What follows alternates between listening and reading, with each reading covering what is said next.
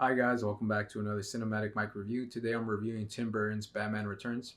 Batman Returns stars Michael Keaton, Michelle Pfeiffer, and Danny DeVito. In the film, we return to the world of Gotham where a new villain known as the Penguin is going to rise from the sewers. Along with the Penguin, a woman is also going to transform into the villain known as the Catwoman. Batman Returns helps us come back to Gotham with what made it stand out in the first film, which is a city full of tall buildings that are reaching the sky, statues that are stretched out, the faces of statues behind windows. We got some new designs like a spinning ball with the face of a cat on top of the city in this film. I had an issue with Gotham in this film because I was missing what the first film did, which was saying that the streets were actually saying something about Gotham. I talked about in my review how I felt like the streets felt like they were unsanitized, dirty, full of corruption, and it said a lot about Gotham. It really said that Gotham was really in need of someone to help it out. But in this film, it seems like Gotham City, the streets have been cleaned up since the last film. One of the things I like about Batman Returns is the opening. I like how Tim Burton actually shoots it like a horror film. We open up hearing the parents screaming at the sight of their newborn baby, and we as an audience never get to see what the baby looks like, which makes it mysterious and scary. The parents end up throwing the baby into a river, which eventually falls into a sewer, and as the baby's basket is flowing through the water, it ends up casting a shadow in the sewer on the wall of the sewer, which makes the scene really creepy, but also saying that Tim Burton most likely took inspiration from the classic monster films. What I think makes Batman Returns work is the actors and the characters. Danny DeVito brings the Penguin to life with the techniques that he uses with his mouth. There are scenes where he seems like when he's talking, it seems like he's really just spitting at you. And there's this other thing that he does when he's not talking. He's growling, which sounds like a monster, which is kind of saying that him as a penguin, he's really a creature and not a human. I think that he also gets help from the art department when they add a like this black goo coming out of his mouth.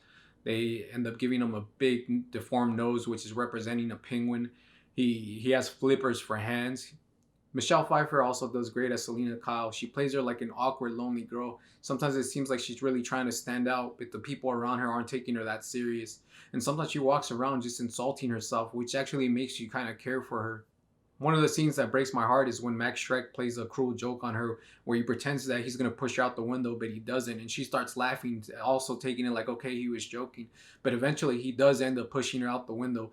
And I don't think I would care for her as much as I do when that scene happens if they didn't develop the character with the things that I just explained about her. That's an issue I had with the first Batman with Vicky Val. There was nothing really there for me to actually care about her as much as I cared about Selena when she falls out the window.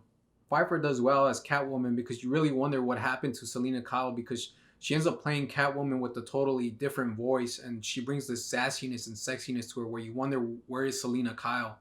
Catwoman seems like she's upset because Batman's around and people look up to Batman and she's kind of making the statement that the world doesn't always need a Batman. Anyone can do Batman's job and even a woman can do that job. In the film, she's out for revenge because there are people who actually betray her when she's Catwoman. And I think it reminds her of Selena, the way she was treated as Selena. And that's not something that she enjoys. Michael Keaton is still great as Bruce Wayne, but in this film, it seems like the villains are much more interesting, which makes Bruce Wayne less interesting. And I wish they would have done something more with him the way that they did with the Penguin and Catwoman. You end up feeling for the villains here because they were innocent and they end up turning into who they are because of betrayal. The Penguin because his parents abandoned him and him looking different from everybody else. Catwoman because she felt like she never ended up getting the respect that she deserved. I didn't feel bad for Joker as much as I felt bad for the Penguin and Catwoman in this film. Danny Elfman's score is great again in this film as it plays like this haunting and depressing tone, which actually represents the characters in the film.